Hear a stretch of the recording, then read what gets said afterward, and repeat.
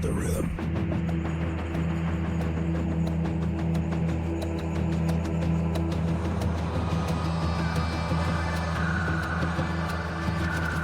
Go live, Vegas on the screen, feeling the flow, so pristine. Boom, as the beats align, electric dreams, they intertwine.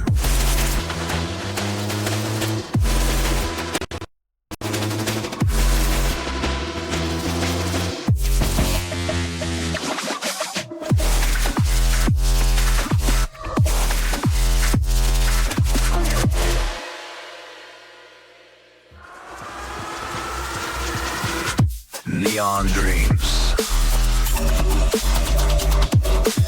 in the digital stream. Lights flash to the sound, surreal extreme. Feel it. In the heart of Vegas, we're living the scene. This would be Nancy's Riot podcast about positivity, being strong, get survival, mental health, helping each other and overcoming life's challenges. Psycho like a lab, I'll just to be a hurt. Hey. Chasing me is everything to the Lord alone. Hey, I'll let go and chase. I don't.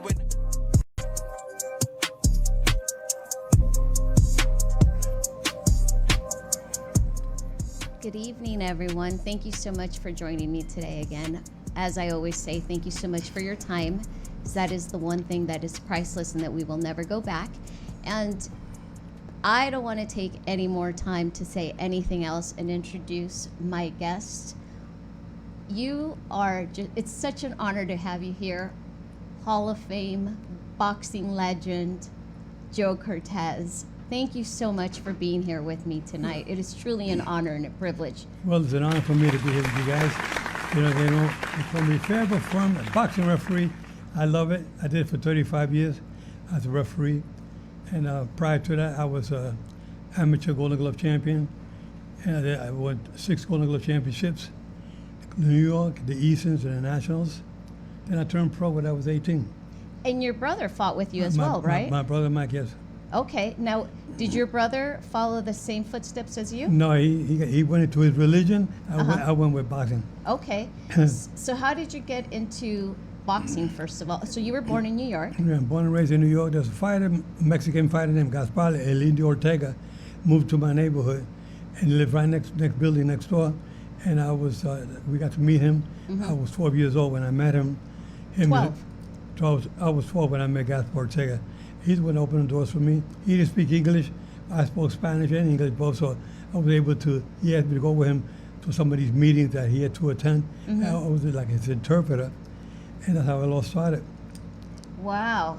And you started fighting when you were 15? When I was 15 years. And then you went into... The Golden Gloves? Uh-huh. I won the novice Golden Glove Championship in New York City. I remember that night, it was 15,000 fans in Madison Square Garden. My brother and I both took the New York Novice Championship. And then after that, I won the Spanish Golden Glove Championship that year as well. And I won the New York Open Championship. Then I won the Eastern Golden Glove Championships, the National Golden Glove Championship, and the Spanish Golden Glove Championships. So I won 6 titles. Yeah, because it was 18... Well, as an amateur, I was 43-2. As a professional, when I turned pro in 1963, my first pro fight was in Bakersfield, California, against Tony Salgado, and I stopped him in the third round. That was my first fight, and that's when I just started. Then I had 19 pro fights. Oh, when I lost my 5th fight against a guy named Georgie Foster from Toledo, Ohio. I lost a decision to him in Madison Square Garden, and then I got so upset because I should have not lost that fight. But anyway, I got so upset I joined the Army. When in the Army, I was working out in the gym, and a gentleman come over, he's a sergeant, and he said, Joe, you're here, you know, I read up on you, you're a professional fighter, you can't be on the team. I said, can I work? All I do is working out. He said, well, you can work out, but you know, maybe we'll talk later on, maybe I can use you on the team at some level. They said, you know, they made me a coach on the team down in Fort Hood, Texas. Wow. Yeah. So because you lost the fight is the reason you got into the Army. Yes. I was, you know, and I was going to ask you that, like, what did that loss feel like to you? Yeah, I got upset. You know, I went in for the weigh-in that morning. Back in those days, same day that you fought, they weigh you in. And I went for the weigh-in, and the doctor says, he said, you got a temperature, you know, you got the flu, you can't be fighting tonight. So they scratched me off the card. But then later on in the afternoon, after I went home, my brother was fighting that night, and but they scratched me off. I said, you know, I feel good. You know, you're young. I said, I'm okay. I called back. Duke Stefano, the matchmaker. I said, Mr. Stefano, I feel good. I'm ready to go again. You sure, Joe? Yeah, I feel good. So I went down, and the doctor checked me out. You had no temperature. All right, we'll put you back on. They put me back on, but then after 3 or 4 rounds, I was already getting weak, and I lost the decision. But I didn't get hurt, but I lost the decision. But you lost the decision. Yeah. Wow. Yeah. So what made you then return to boxing? Well, when I was in the Army, like I said, I had some fights. I had 4 fights in Hawaii. I fought this guy named Paul Sebastian. I fought him 3 times. A Filipino fighter, real tough, like a Manny Pacquiao. But every time I fought him, every time I beat him. And then they said, we can't beat this guy. And then they got me another guy from Japan, Kazutomi Takano. Before them, this guy would beat Joe Cortez. I fought him and I whipped his butt too. So I was like unbeatable, but I didn't have the right management behind me. After 19 pro fights, I decided to pack it in. Actually, it was 18 fights when I went to Puerto Rico to work at the El Conquistador Hotel. That's where I started working out again. The trainer in that town, Fajardo, a guy named Joe Martinez, he said, Joe, you look good. Why don't you come have one more fight? And I said, I'm just trying to stay in shape. So, you know, they convinced me to turn pro again. I made a comeback 3.5 years later. I won again with no problem. But the family was not happy about me, fighting again. So I gave it up. I was in the hospitality business, and I did that for 15 years, 8 in Puerto Rico and 7 out of our New York sales office. Oh, wow. Yeah. Didn't realize that about you. Yeah. And then, so how then did that turn into you becoming a referee? Well, when I was the executive assistant manager at the El Conquistador Hotel in Puerto Rico, there's a gentleman by the name of Pat Mashia. He was at the hotel. He saw my name on the bulletin board, Joe Cortez. He called the operator, can I speak to Mr. Cortez? And she got me on the phone with him. He says, are you Joe? Yes, I am Joe Cortez, one of the Cortez brothers, fighters from New York. And I said, yes, I am. He said, I'm Pat Mashia. I used to referee your fights in New York. I'm a retired policeman. He was a detective in New York. He was, when he was the last couple of years, he was a bodyguard for Mayor Koch in New York City, Ed Koch.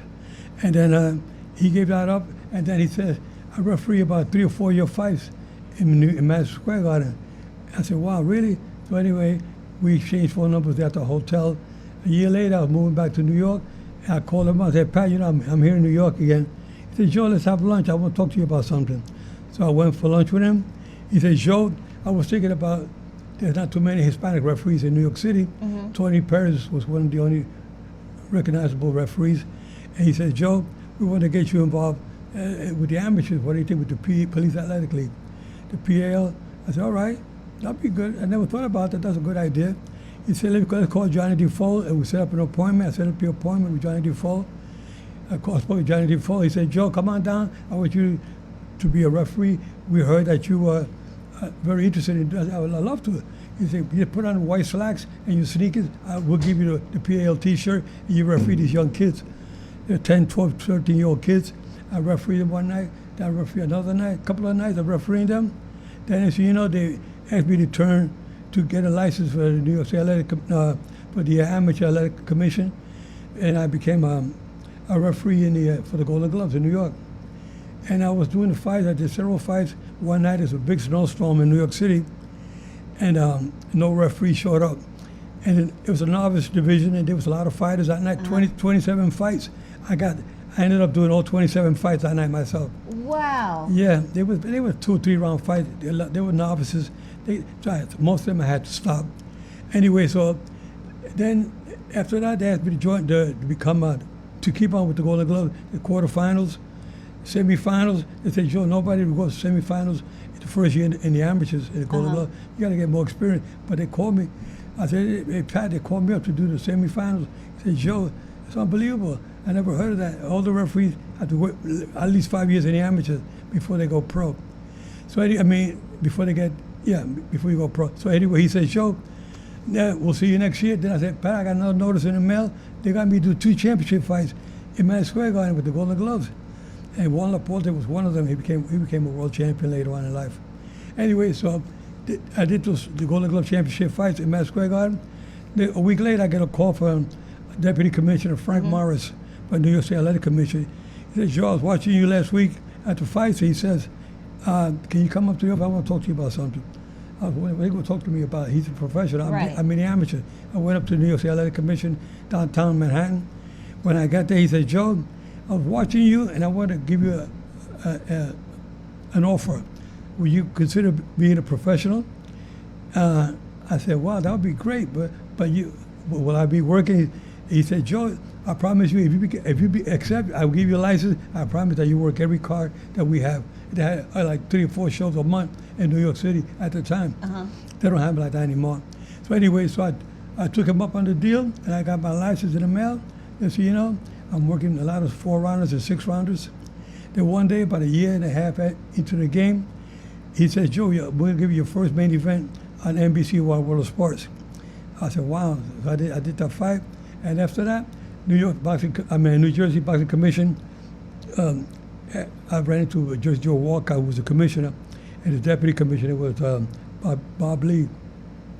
He said, Joe, we've been watching you in New Jersey. In New York. I was in New Jersey watching a fight. He said, we're watching your TV in New York a lot. And he said, we'd like to be licensed in New Jersey. I said, I would love to. He said, because we have a lot of Spanish fighters, and you're Hispanic, you'd be a good mix. I said, okay. So they gave me the license. They said, I got my New York license and I got my New Jersey license. They're working all the shows in New Jersey and Manhattan. Bob Lee, the deputy commissioner from the New Jersey State Athletic Commission, said, Joe, I'd like to get you a license to become WBA, World Boxing Association, a referee, so you could do championship fights around the world. I said, really? Wow. They said, I got my license for WBA, and I'm doing championship fights in different parts of the world. And then I got my license with WBC, World Boxing Council, then with the International Boxing Federation.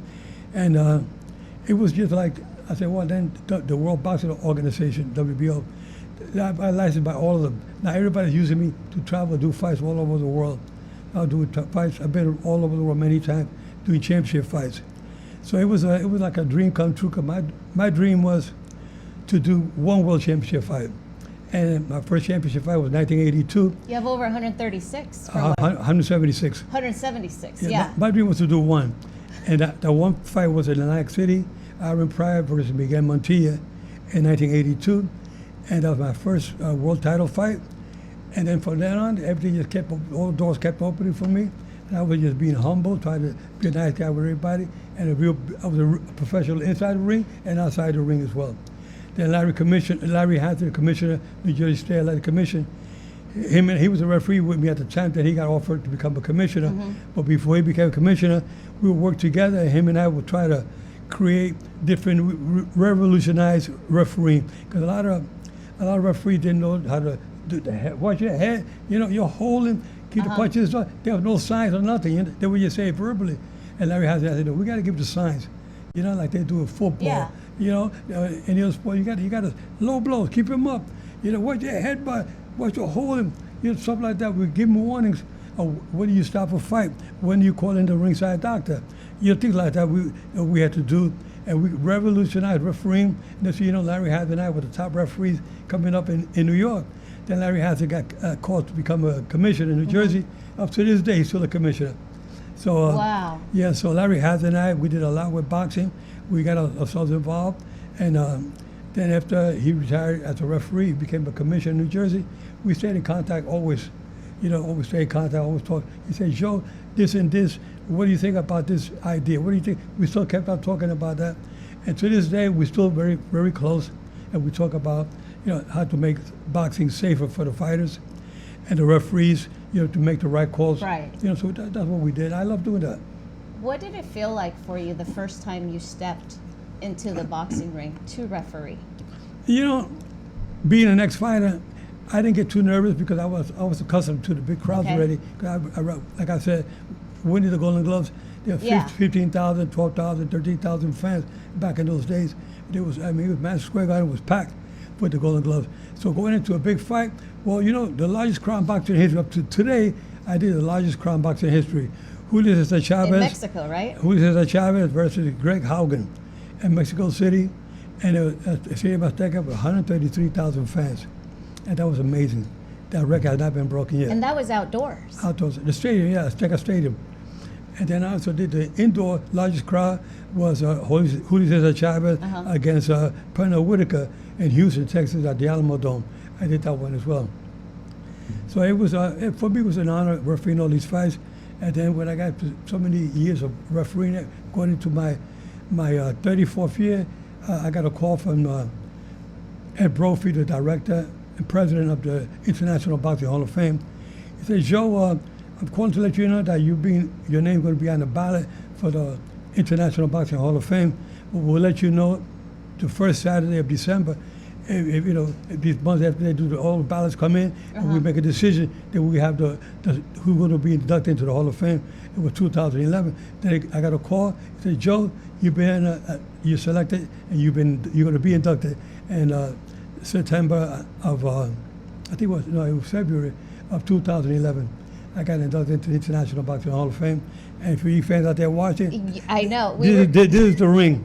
Yeah, we were talking about it before, and I mean, this is my Hall of Fame. Aaron, which camera should we look at so they could see it up close? To the his ring, yeah, his Hall of Fame. Yeah. So anyway, I got this ring, the International Boxing Hall of Fame ring.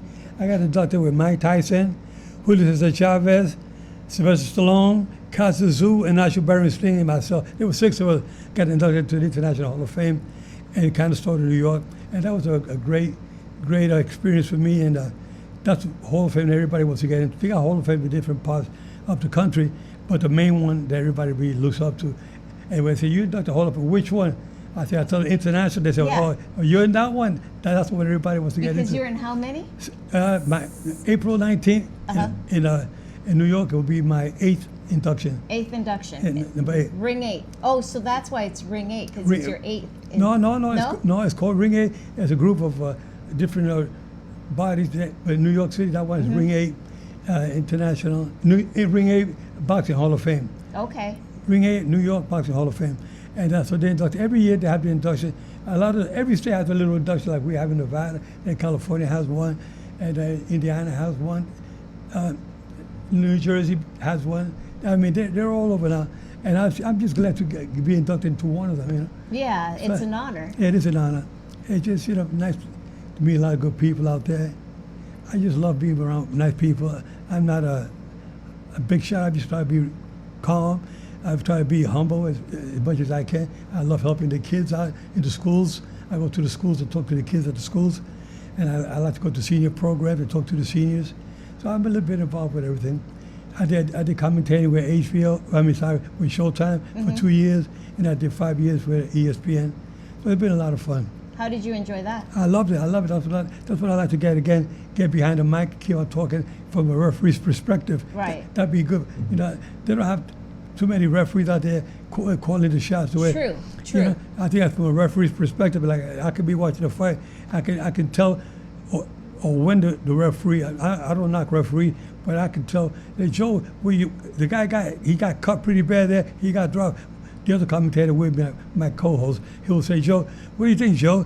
Are you a referee with your experience? What will you be doing there? I said, well, he's taking some punches there. He went down already once. He's lost it the last 5 rounds he's been losing.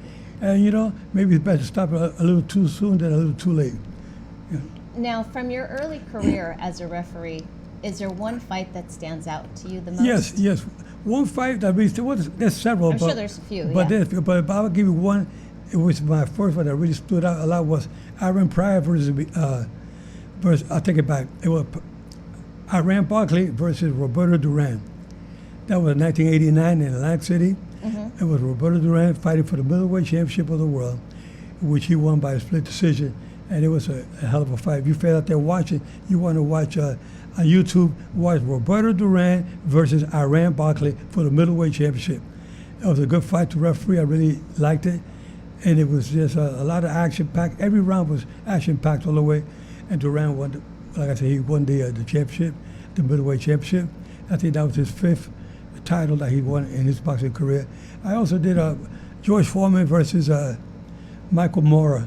That was here in Las Vegas, and George Foreman at the age of 45, the oldest heavyweight in the history of boxing to regain the heavyweight championship, and he did it. And I was a referee. He was losing the first 9 rounds. He was losing them. He wasn't getting beat up bad. He was just losing every round. The 10th round, he hit Michael Moore with a short right hand punch. Michael Moore goes down, and I'm counting over him. 5, 6, 7. When I'm at 7, I said, this sucker ain't getting up. 8, 9, 10. That was it. When I looked, Foreman dropped to his knees. He looked up like the God. Thank God I won the heavyweight championship again. He ever won the heavyweight championship against against Joe Frazier 20 years earlier than that. So he was champion 20 years younger, and then at the age of 45, he did it again. He was also Olympic heavyweight champion. It was a nice. I did him a couple of more. I did him with Jerry Coetzee up in Reno, and I did him a couple of more times after he won the title, and that was it. For the 176-world title fight, it's so hard to remember all of them. Oh, I can imagine. But those that stand out, I did Sugar Ray Leonard against Hector Macho Camacho, and Sugar Ray Leonard's last fight, and that's the only fight he ever got stopped. And I stopped it in the 4th round because he got dropped. Then he got hurt. He was getting hurt up against the rope, and I jumped in. I pushed Camacho out of the way, and I held Sugar Ray Leonard in my arm. I waved my hands. I said, that's it. I waved it off as I'm holding in my arm. In my ear, he says, thanks, Joe. You know? Wow. Yeah, you know, because they know he to this day, fighters like him and fighters like Fernando Vargas that I stopped their big fights that they've had, and they say, Joe, thank you so much, because you know, all the referee would let go longer just because we got the name. They were afraid maybe to stop the fight, but you did it because you were concerned about our well-being. I didn't want them to get hurt. Yeah. I wanted to come back another day and maybe go back to their family and live a normal life. To this day, Sugar Leonard is sharp as a whip. You know, he talked very well. He was a good commentator for a while there. He's not doing anything right now, but he's a gentleman, and I love doing fights like that. Now, do you see a difference between boxing when you started refereeing versus now? Yeah, yes, there's more safety measures. You know, when I started, we were doing 15 rounds. They cut it down to 12 rounds, and they had 3 judges. I mean, they had 2 judges, and the referee was the 3rd judge.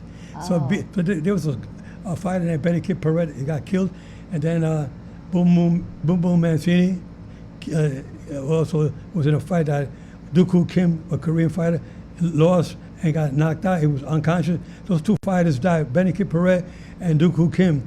And because of those 2 big championship fights, there was a lot of publicity that was going out there. And they said, you know, we have to cut down from 15 rounds to 12 rounds because the last 3 rounds, more fatigue sits in. Yeah. They're more prone to get hurt because they're tired. So let's take away from 15, let's make it 12. And then instead of having 2 judges, we're going to have 3 judges. Now the referee can focus more on the safety of the fighter and not taking not to be involved with the scoring of the fight. Let us focus on safety only. We bring another judge, so now 3 judges score the fight, and the referee just monitors the fight, you know, enforce the rules, and do what to stop the fight, do the point deduction, the warning. The referee has enough to do right there. They want it better that way, but there's still about anywhere between 10 and 13 fighters that die every year in boxing around the world. That's a lot. Really? Yeah. That many? Yeah. That's why you know, I like to train other referees wherever I go around the world and train referees and tell them what to look for. You also got to have a good ringside doctor. There's a lot of commissioners that have doctors out there who are not good ringside doctors. You got to know a doctor that knows boxing. It'd be good for a doctor to attend a seminar with referees. They can do seminars together, so the referee and the doctor can work hand in hand with each other. That's very important. Now, I know that before fights, you go in and tell the fighters that you're firm but fair. Yeah.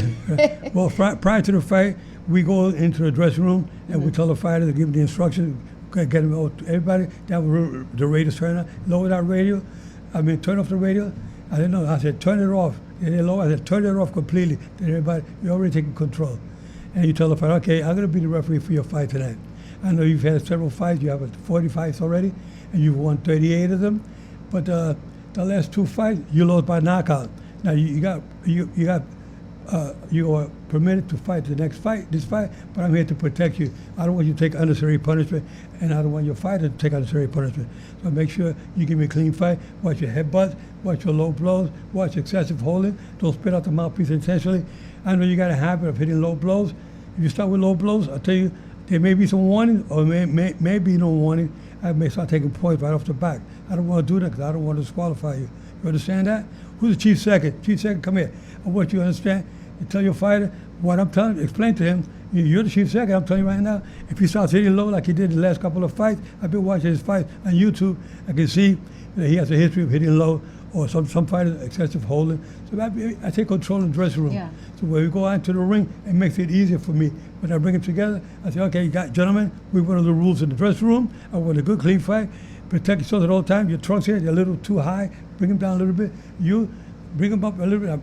Adjust the trunks on them. Yeah. Okay? Any questions on either side? No questions? Okay. Touch them up. Remember, guys, I'm fair, but I'm firm. Touch them up. And that's it. And that's how it goes. Because I saw that you stopped a Tyson fight. Yeah. Right? I did. Well, I've done 8 Mike Tyson fights, but I stopped his last fight. His last fight. That he had against Kevin McBride in Washington, D.C.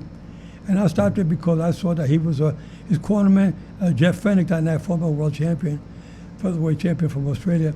And when I walk in Mike Tyson after the 6th round, back into his corner, and I see Jeff Fennick look at me and we both, I said, all right. I said, they wanted to stop the fight. I knew I was going to stop it anyway, because Mike Tyson was not in a condition to continue. But Jeff Fennick, his trainer, do the same thing. And with Mike Tyson, nobody protested, the fans, nobody protested my stoppage. They say, Joe didn't want his fighters to get hurt. And Mike Tyson, to this day, when he sees me, he never called me Joe, he always called me Mr. Cortez. Thank you. He always give me a big hug. It was always nice when you always referee my fights.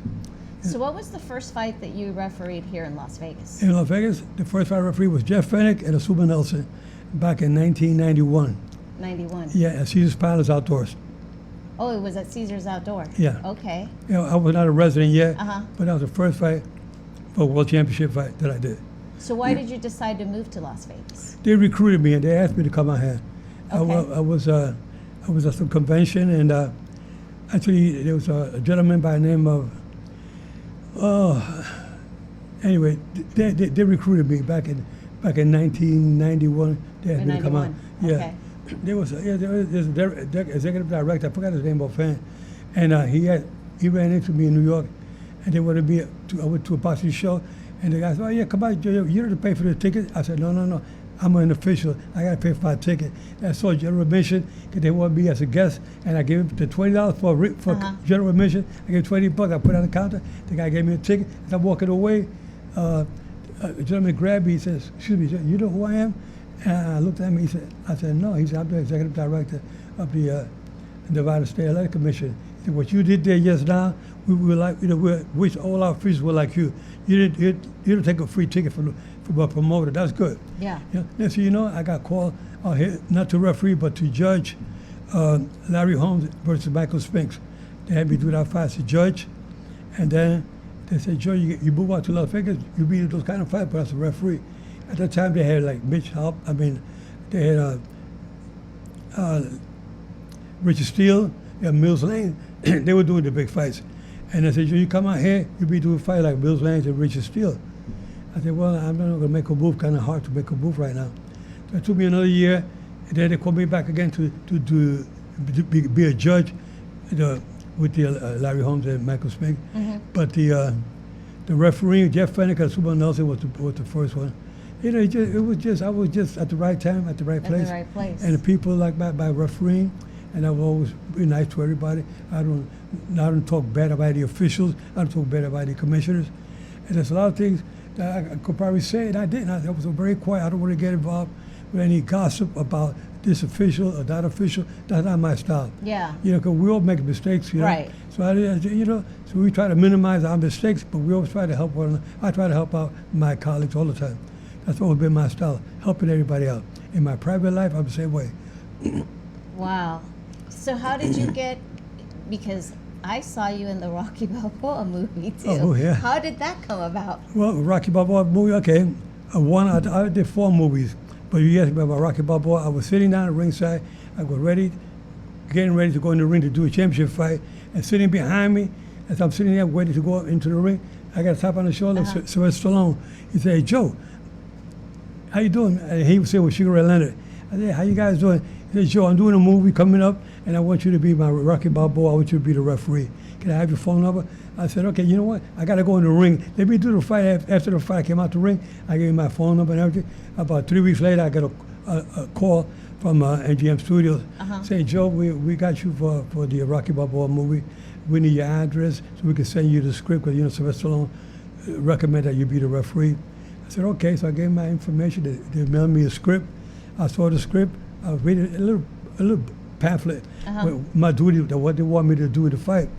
And when I met Sylvester Stallone here in Las Vegas, when we started filming at the MGM Hotel, I told him, he said, "Joe, I want this boxing scene to look authentic, and you got to help me with this." I said, "You want to make it look authentic?" I said, "How about we get real boxing people, not actors, too, like the cornerman, the timekeeper, the inspector. And look at you real people. I got them 23 extras in the movie." I said, "On top of that, see the script that I got? Hey, you gave me? I don't need a script. Let me do it the way I do it." He said, "Joe, let's do it your way." Again, we did it my way. You did it your way. And the boxing scene came out perfect. Oh, yeah. I knew where I had to be. You can't tell me move on this side because they're over here or move that way. You can't write that up as a script. I got to do it. Everything happens on the spot. You just did your thing. I got to do my thing. He said, "Let's do it your way." And you know what? It worked out perfect. He was so happy with the result. It was a good segment. We filmed for 6 days. I was with Sylvester 10 hours a day, nonstop. So was that the first movie you were in? No. No. Which one was your first one then? Because I knew that there was the first movie was Antonio Banderas and Woody Harrelson called Play to the Bone. Oh, yes. Yeah, that was my first movie. The second one was the Rocky Balboa. The third was Undisputed with Wesley Snipes. I did like a championship fight at the end of the movie at the time. And there was another one with Eddie Murphy called I Spy. I did one as well. So that was really those four movies. I've done a bunch of documentaries, but movies. I said, "Wow, I still get checks for the Rocky Balboa and I Spy movie. I still get checks for those. They get smaller and smaller, but I still get a check every couple of months." That's amazing. Yeah. Now, do you have one? I might be putting you on the spot, but do you have one movie that stands out to you the most that you were in out of the ones that you? Well, the Rocky Balboa. The Rocky Balboa. Yeah, Okay. Rocky Balboa. He's got to be the best because that gets more popular than any other one. Yeah. I mean, Eddie Murphy was great, a great guy. I hung out with him years after we got together. Some event in a couple of events I went to that he was there. We spent hours together. It was I Spy was a good movie. I liked it. It was funny, but it was nice. Yeah, but Rocky Balboa is number one. So you haven't slowed down at all because you're always on the go. I'm always on the go. You're always on the go. I got to keep moving forward and paying it forward too. I like helping out other individuals. I'm always doing something. I can't stay still. I can't stop. I got to keep going every day. I'm always doing something. Do you have a method that you wind down or something that you do enjoy where to relax when you're not on the go, or is just going on the go is all you know? Well, I like to watch America Got Talent. I go on YouTube and I watch all these shows. I love entertainment. I got my calls on my show. Her name is Shirley Stevens, and her husband, he was with the Commodores and the Stylistic.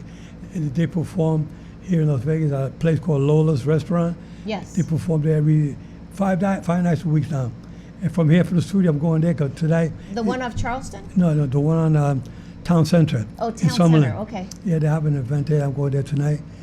And it's nice. They perform there. So I like to, watch the America Got Talent. I love to watch talent. These singers that come around, I just love that talent. Young kids, 9, 10 years old, already, they sound so professional already.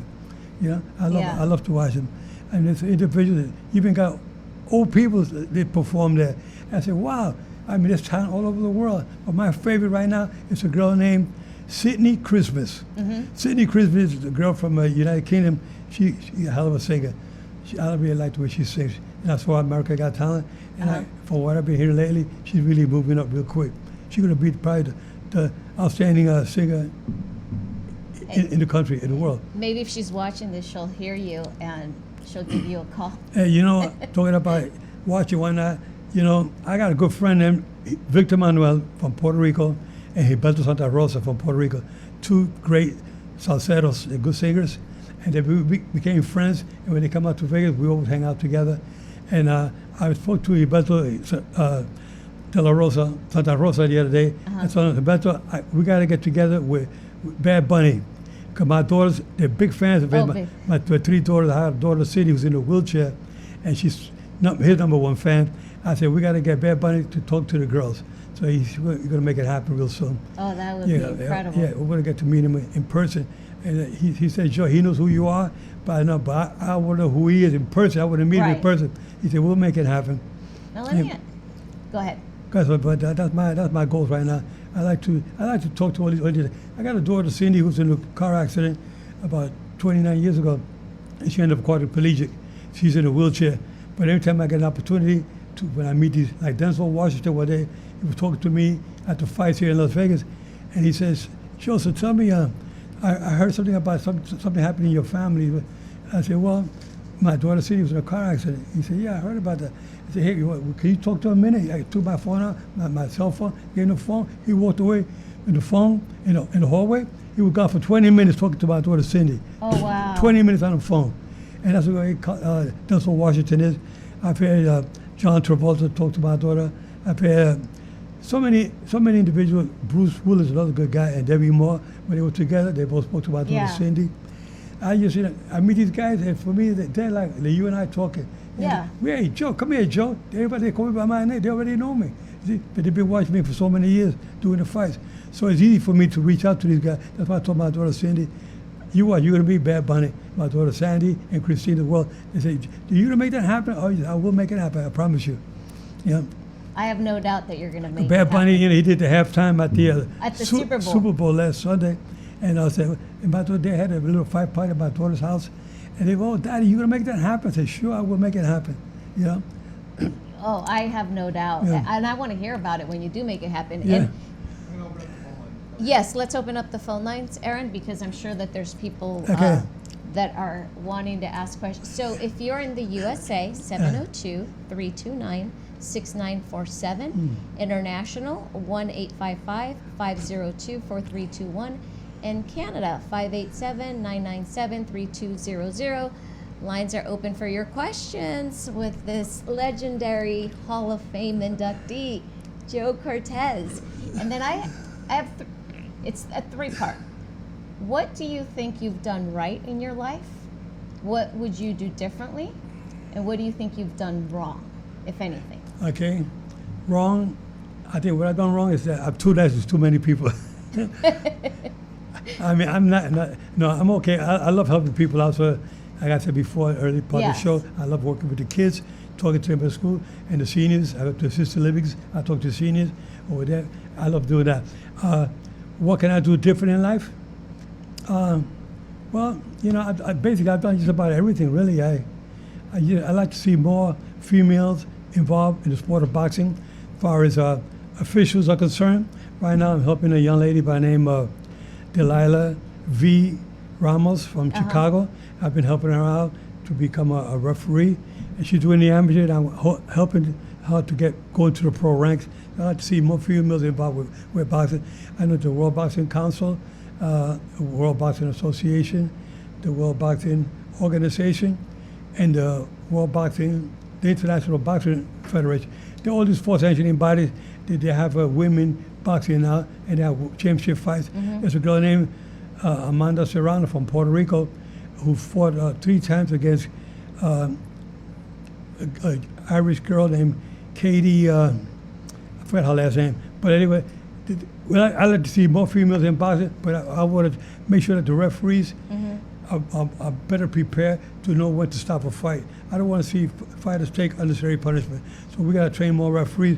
I like to be behind the mic. Hopefully, I'll be able to continue commentating like I did in the past with HBO, with Showtime, and with ESPN from a referee's perspective, where I can see things, you know, and I can also talk to the officials, referees, and talk to them about, you know, what they're doing wrong. I like to correct them in a positive way. Because I made some mistakes coming up. And some referees like Arthur McCanty Sr. and Zach Clayton and Tony Perez and Johnny Defoe, Johnny Lobianco. Those guys helped me out to become a referee. I didn't know it all overnight. I learned from the best out there. So that's why I like to do, continue sharing my wisdom and knowledge with my colleagues out there. Because you said there's somebody that you're meeting with soon, right? A female referee that you're working with. Yeah, her name is Delilah Ramos from Chicago. The one. Okay, from Chicago. She's a very good referee, and we're hoping to get her pro by next year, because she's already done about 4 years in the amateurs. Oh, has she? Yeah, and I think she's done over 400 fights in the amateurs. Wow. So I said, okay, are you ready to go pro? So I'm working with her. You know, that's the thing I like to see, officials get more involved. But I also think that ex-fighters, when they retire from boxing, it's in their blood. They want to keep on fighting. I said, you know what? Why don't you retire early when you had enough and become an official like I did? You know, become a judge or become a referee. You know, so that's the thing that I would like to see. But one day I was at a restaurant and I ran into Mark Wahlberg. And Mark Wahlberg saw me. Hey, Joe, how you doing? He was doing a commercial at a place called. He was promoting his tequila, Flecha Azul, a tequila that he had.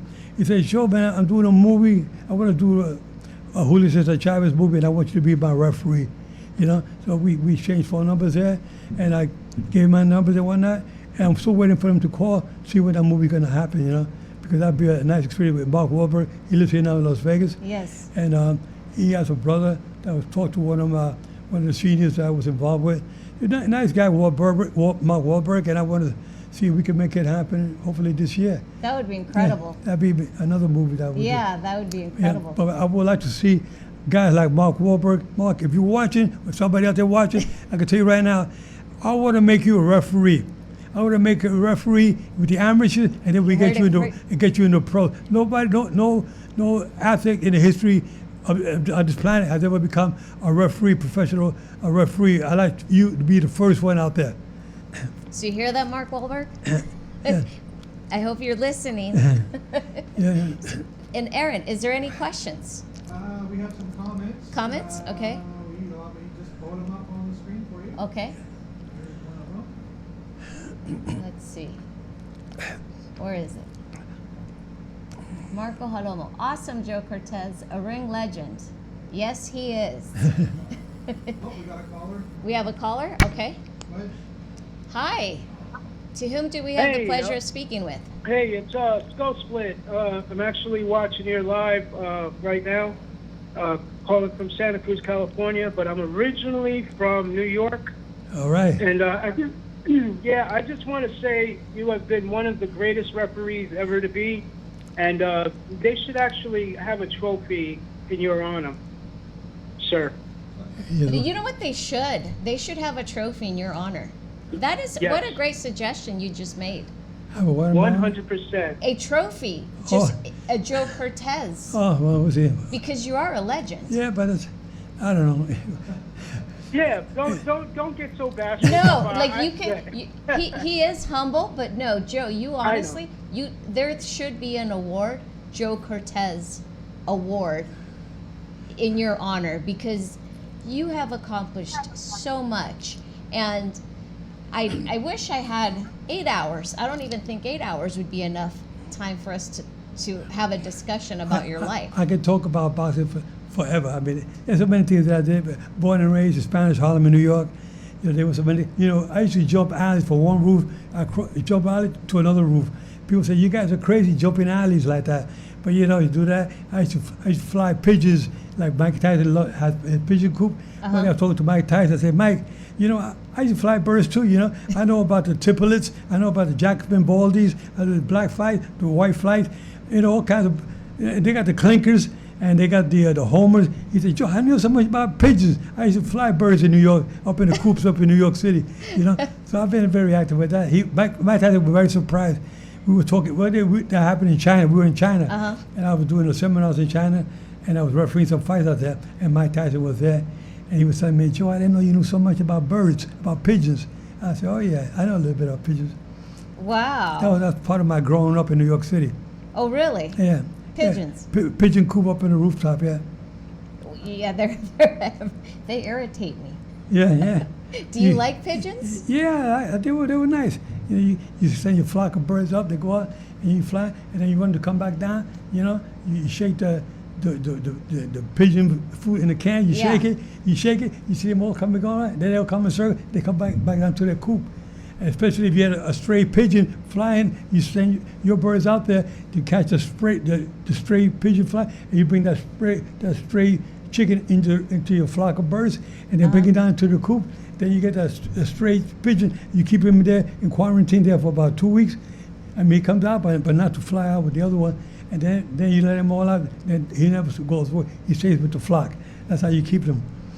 Interesting. I have another comment. Okay. Marco Halomo watched. He refereed many great fights since I was a teenager. Me too. I was telling Joe off camera before we came live that I used to watch my dad on weekends with his. There was always boxing parties, tacos, cerveza, and everybody came over and watched the fights. And I saw you growing up on the TV, and here I am having a conversation with you. So to me, this is like pinching myself because like I said, I saw you growing up, and it's just such an honor to have you here. And like I said, I mean, I am so honored that I'll be on your podcast as well. Well, I'm honored to be on your show. To me, it's a pleasure. Like I said before, I'm just a regular guy. I love everybody out there. I have nobody, nothing to say bad about nobody. I just love everybody out there. We also have a comment, by the way, on TikTok. Another caller. No? Okay. No, I'll take the comment. Another comment? Okay. The comment is from Skull Love, saying, being from New York,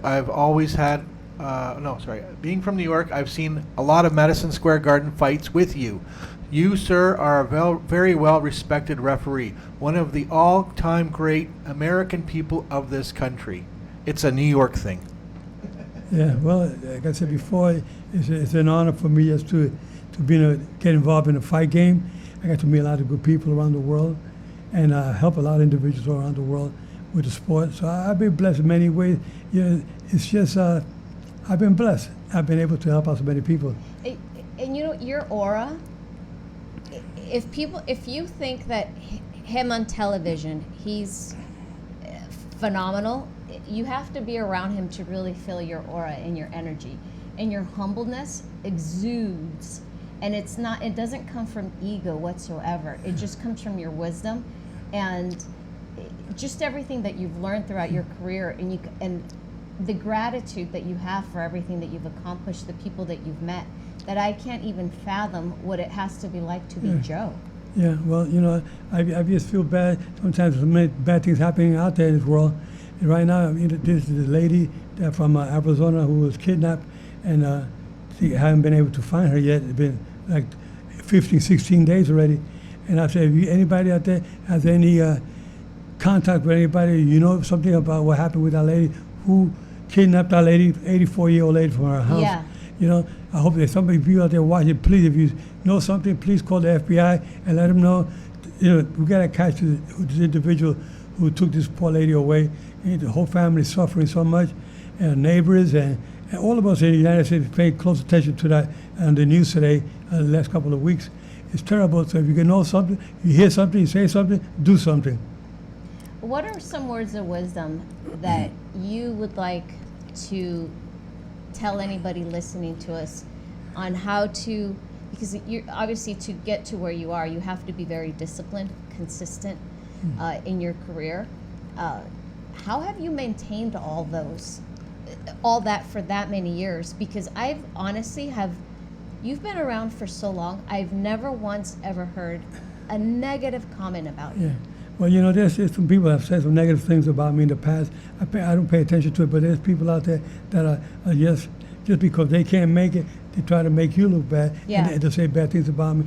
Like I said before, as a referee, I made some mistakes, and of course, we all make mistakes, but there's some things that happen in boxing because their fighter lost. Let's say they're a fan and they have a particular fighter they were rooting for. Like, I'll give you an example. When Victor Ortiz fought Floyd Mayweather, Victor Ortiz headbutted Mayweather intentionally and cut him, and I called time, you know, and I said time, and when I said time, he went. He apologized real quick. He grabbed Mayweather, gave him a kiss on the cheek. I said, I'm sorry, you know. Then I said, time out. You know, I'm taking the point away from him. As I'm taking the point, he hugs again Mayweather. I'm sorry again, you know. He kisses, hug him again. Then I said, all right. I already took the point. I said, all right, time. When I went my hand down, and he went to hug him again, like to open arms to hug him again. Yeah. Mayweather saw that I gave time in, and I was looking at the tank to make sure that he saw me give the signal. He went like that. When I go like this, I'm looking. Mayweather hits to the left and the right and knocks him out. And it was like, wow. People say, man, Joe, that was not fair. But you know what? The commentator said it perfectly. Arthur McCanty. The commentator, yeah, he said, Joe, the referee did what he said it was a legal sucker punch. Okay? And, you can't, you got to keep your guards up at all times. We tell the fighter, protect yourself at all times. So if he went up, he said it was a legal sucker punch. Uh-huh. You know, I mean, he told Mayweather, Mayweather got into with the commentator, and everybody said, Joe, you could have disqualified a guy. I said, no, you got to tell the fighter to keep your guards up at all times. And that's one incident that happened there. Another time I did another fight. It was a game, Marlon Starling against a guy. I forgot a fellow from South America, and they both threw punches. After the bell ringing, ding, the punch is already in there, and Marlon Starling got knocked out. I had to count him out, and people commented. Jim Lampley said, "Well, I don't know. That punch came after the bell." And Sugar Ray Leonard said, "You know what? You can't stop a punch in me like basketball. You throw the ball, the buzzer goes off, the ball counts. So they punch it midair, ding, and they connect. The fighter, Starling went down. I counted him out. He said, I got to go with Joe. And I think he did the right thing. And the other commentator said, well, I don't know. I have to go home and watch it 200 times before I make a decision on this one. So, you can't please everybody. Yeah. But me as a referee, I'm in the ring, I try to do the best I can as a referee. And, sometimes you make a call, not everybody's going to be happy with you. But a lot of fans don't like Mayweather, and they say no, Mayweather should have not hit him like that, But there's things I can't control. I just try to do my job the best I can. So there's some fans out there that hate me, and I said that's the way the game is. You gotta accept that. And this game, as a referee, you gotta have thick skin. If you can't. Yeah. You can't keep up with the heat in the kitchen. Get out. Get out. But you got this kid to be a referee. You got to be willing to accept the good with the bad, And all I can say is that the fans that know boxing know you got to keep your guards up at all times. So Victor, and one day we had lunch together at ESPN. He was on the show with us, and we were talking. And on the air, he said, I will confess something. He was sitting down at the round table, and we're on the air. He said, my trainers told me to headbutt Mayweather. He said, Really? Yeah. He said, I didn't do it. Then that told me to do it, and I did it. You guys know I'm not a dirty fighter. And he said, and I apologize so much for what happened that night. I said, Victor, forget about that. That was history. Okay, we know. Okay, I'm glad you told us that you was your trainer. He said, Joe, I got rid of all those trainers because of that fight. I got new trainers. Wow. Yeah. So anyway, a lot of people don't know what goes on behind the scene. But Victor's a hell of a nice guy. I think he's a gentleman. I think a lot about him. He's a good man. And whatever he's doing these days, I said, Victor, if you're watching, I'd like to get you involved, become a referee like I did. I'll gladly help to train you guys. You guys be ex-champions out there. Try to get involved with boxing. Stay on the commission. Get on as a judge. Get on as a referee. And if you need some coaching, I'll train you to become a good referee. Has there ever been a fight that you've refereed and disagreed that was won by decision? Oh, no, when they announce a decision, I try to stay away from that because as a third man in the ring, I don't like to go against my colleagues. That's the way the judges see it this way, the other judge saw it another way, and the other one, there's three different positions. They're not all sitting together. So that's why they're in different positions, because they're different angles. Different angles. So that's why, sometimes you have to split decision. This judge and this judge saw it this way, and the other one, he didn't see it the way these two judges saw it.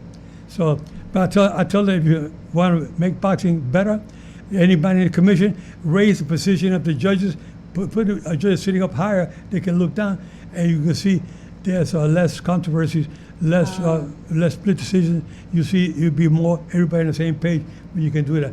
Raise the judges much higher than what right now they're sitting on a high chair, but they're only right here. And the rope is here, the other rope Yeah. here, another, and they can't see the light. And if the guy comes with his back on you, and you're trying to see, you see the referees they're trying to see what they can see, and you know what's happening? They're missing a lot of punches. But meanwhile, these other two judges, they see the punches that are being connected. And this one here didn't see if he got hit or not. So he said, well, he went back, but it was for he went back, and the guy missed, and the other guy saw that he missed, and this guy thought he got hit. So you get a lot of split decisions. Better raise the position of the judges. I spoke to Mauricio Suleiman one day in Mexico City. I was giving a seminar to officials out there, and I told him, I brought it up there to him. I said, I think we asked him about the split decisions. I told the officials, I think the judges should be raised a little higher, and put maybe those acrylic chairs that you can see through them, so the fans can't complain that the judge is blocking the view. You make it plastic acrylic chairs they can sit on like they do in tennis.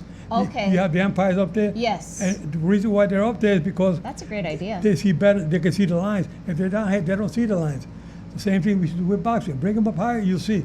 I did a study, and you look at it online, Cortez 2020, and you'll see the seminar, not the seminar. Ring Magazine gave me 4 pages on from a referee's perspective, the Joe Cortez. Right. How I call it, how I did the study.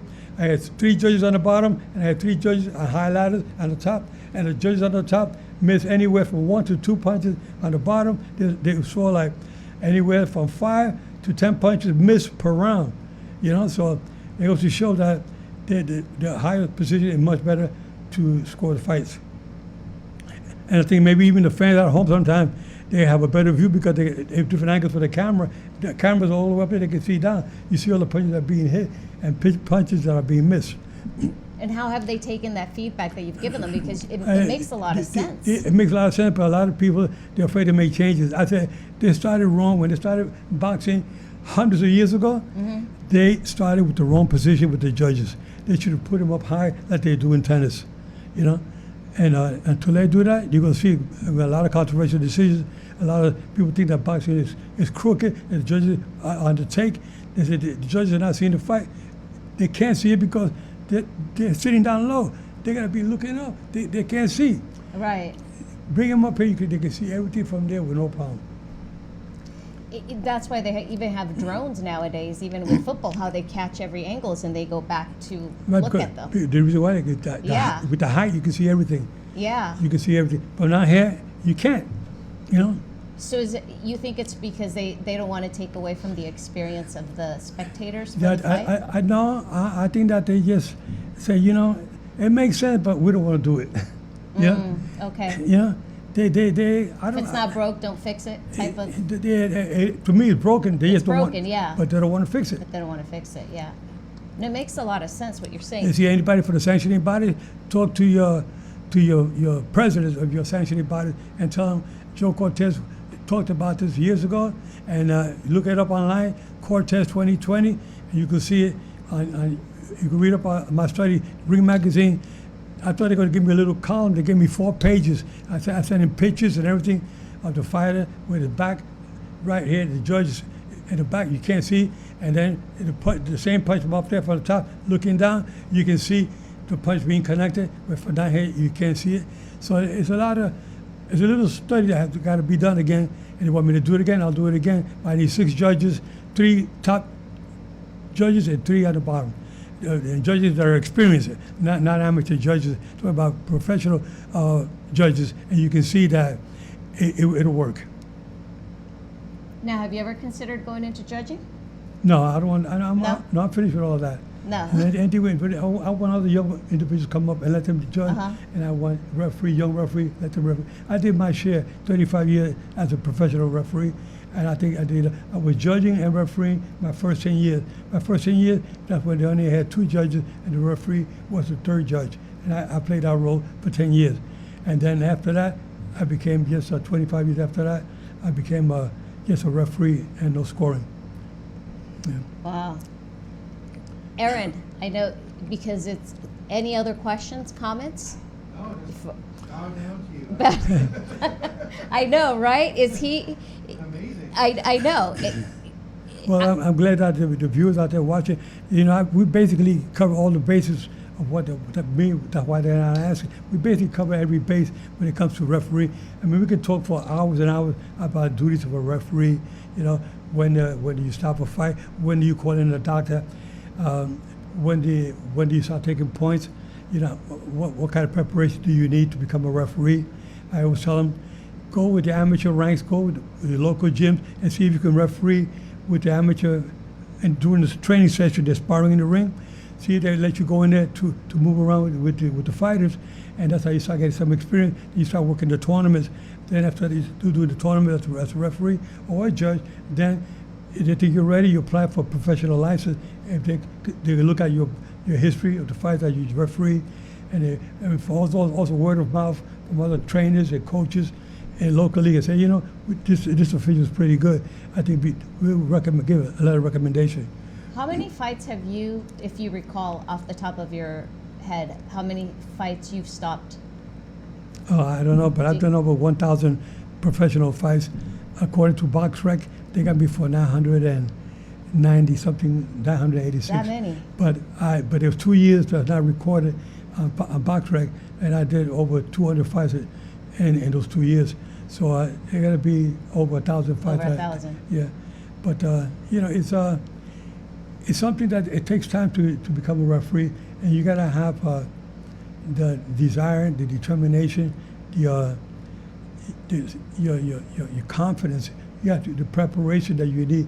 You just can't go in there without any experience. You got to start with the amateurs. That's where you get your experience. But start working out in the gym first with these kids in the gym. You get a good feel for it. Then when they have a tournament, they think you're ready, they'll recommend you to be a referee. Is there any dreams left for you to still accomplish? Yes, I like to see the youngsters out there. I like to start a cadet program where I was in the St. Martin Nautical Cadets in New York, where I was a Navy cadet, and they taught us to be discipline. Mm-hmm. They taught us how to respect one another. They taught us how to speak correctly to your seniors, and that helped me a lot when I went in the Army, But we start a cadet program out here now with these kids, stay away from drugs and guns,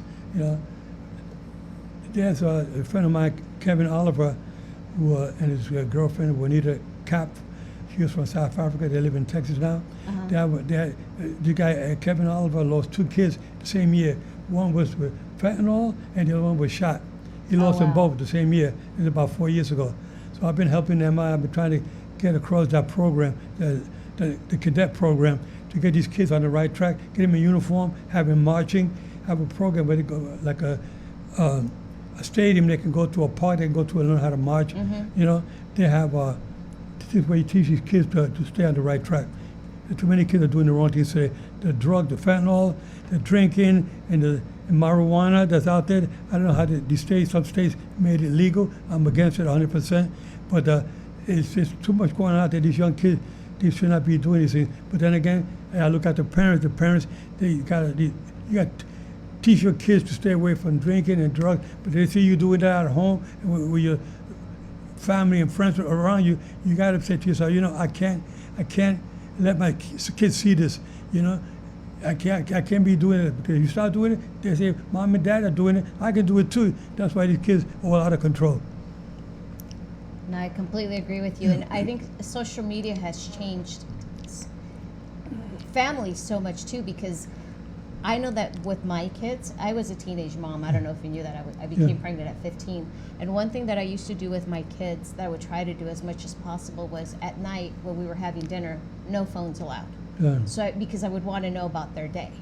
And I think that nowadays parents don't really discipline their kids in not using their phones when it's family time, or to be able to engage with one another versus a screen. Exactly. Even today as adults, we go to the restaurant and we put out the phone. We start on the phone. There's no conversation. Right. You go have dinner.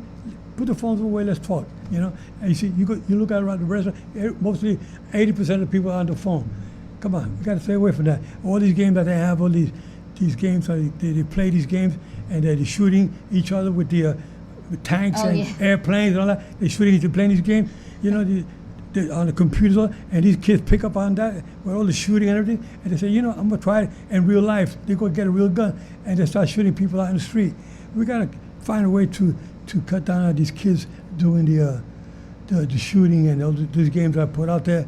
They get the kids thinking that they can do it in real life as well. Yeah, yeah. Some of them, that's how they learn. Yeah. Unfortunately, yeah.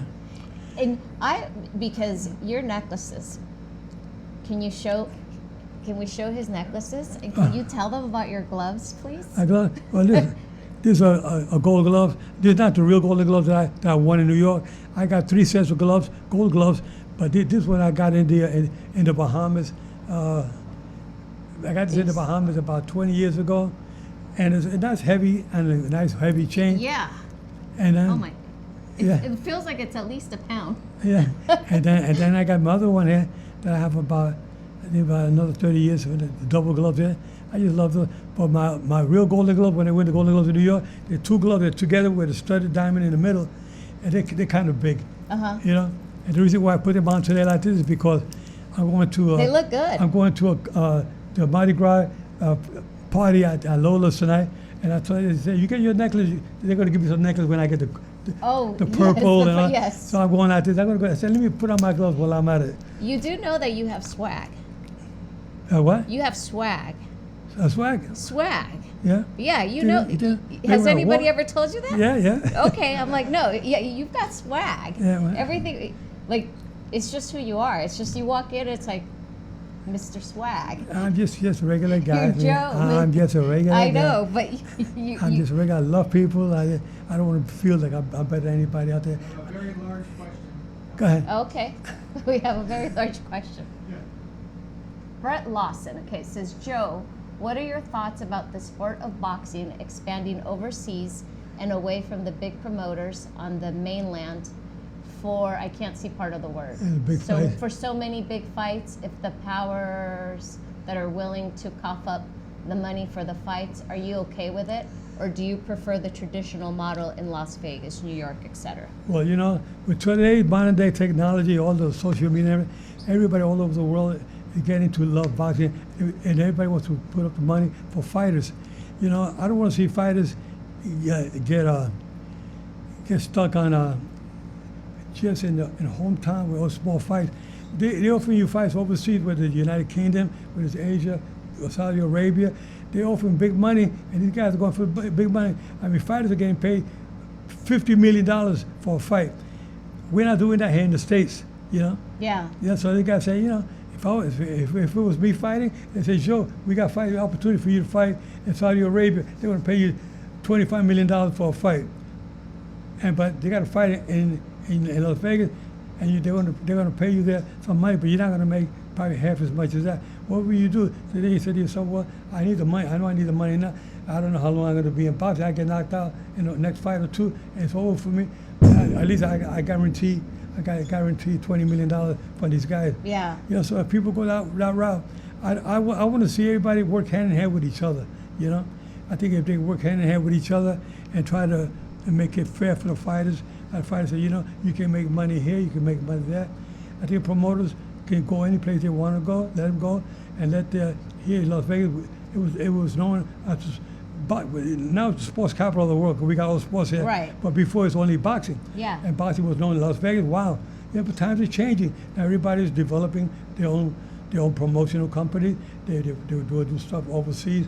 You know, if I was a promoter right now, they offer me they want to give me money, Saudi Arabia, $50 million to promote a fight. I'm going to go there. They're only going to give me $20 million or $10 million here, if that. So you know, so you got to say, call for the money, you know, or work hand in hand with each other. You got to find a way to meet halfway.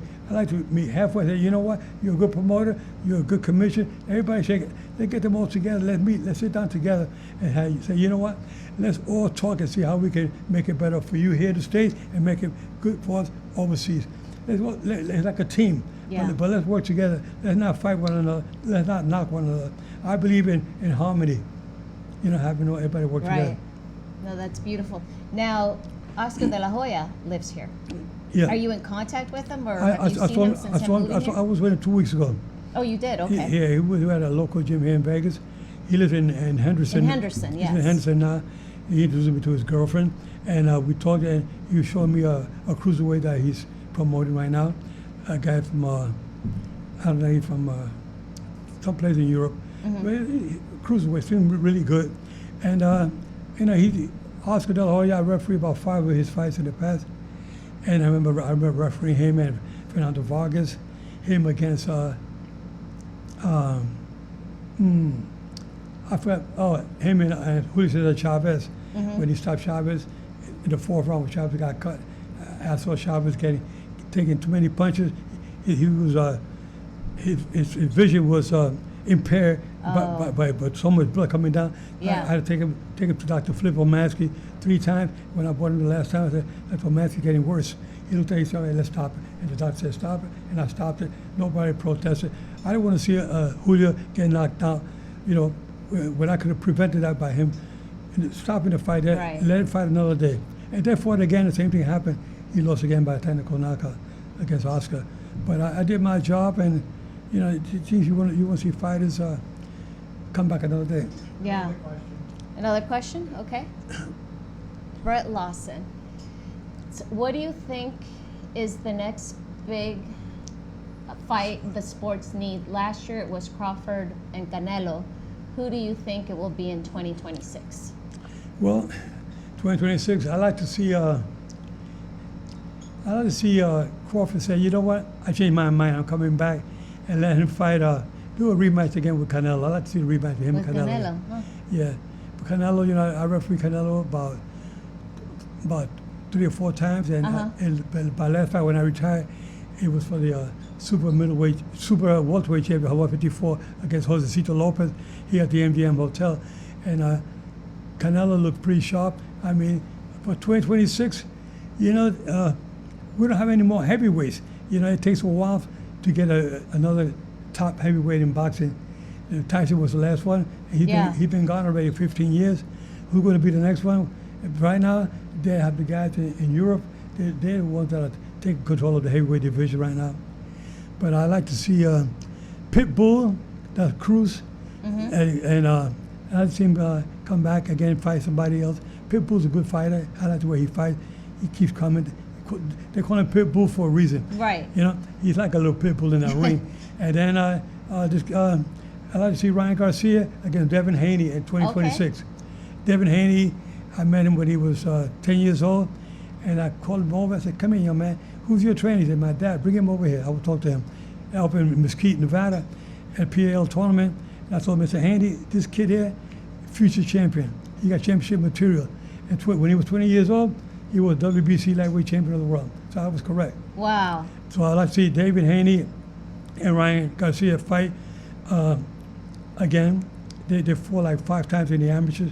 They kind of split on those amateur fights. But that'll be a fight for 2026. Ryan Garcia and David Haney again. Okay. Yeah. And Mark Wahlberg, if you're listening, please give Mr. Cortez a phone call. I like to make Mark Wahlberg a referee. Nobody ever thought about that. Can you imagine me training Mark Wahlberg That would be so to cool. become a referee? That would be so cool. It'd be the first one in the history of boxing, a well-known actor to become a referee. And I know he loves boxing. I know he loves it. Yeah, and you know what? And the caller that made that suggested that they need to have an award in your honor. That we need to make that happen. We need to work on that. They're gonna have a trophy at the cemetery that says Joe Cortez. My tombstone. That's the award we're gonna give Joe. No, but there definitely needs to be an award done in your honor because you are a legend. And Aaron, before we say goodbye, because I know we're well past the hour and I can continue speaking to him, but is there any other questions, comments? No? Would you ever get in the ring and ref something now as a charity? Or? Yeah, I would do some charity referee, sure. I feel good. I got hit with COVID in 2020. I got hit real bad. I was hospitalized for 5 months. And a lot of people think I was going to make it. But you know what? I kept saying, there ain't no stopping me. I'm not ready to go yet. I still got some more years left in me. I want to keep going forward. My daughter, Cindy, ended up quadriplegic for a car accident. She never complains about her being paralyzed from the neck down. So how am I going to complain because I was in bed for 5 months in the hospital. I lost 40 pounds while I was in there. I'm back in shape again. I'm 155 right now. I feel good. I'm ready to rumble, buddy. You look great, and you still have swag, like I said. I still try to do the best I can. I'm only trying to be as human as possible, caring and loving, and just, I care for people out there. And a lot of people care about you. Thank you so much for your time tonight, Joe. Thank you. Everybody listening, watching, thank you so much. Undisputed champ right here. Thank Nancy. You so, thank you so much, Joe. Keep your guards up at all times. And remember, guys, I'm fair, but I'm firm. Touch him up. Thank you, everyone. Fair but firm. Joe Cortez.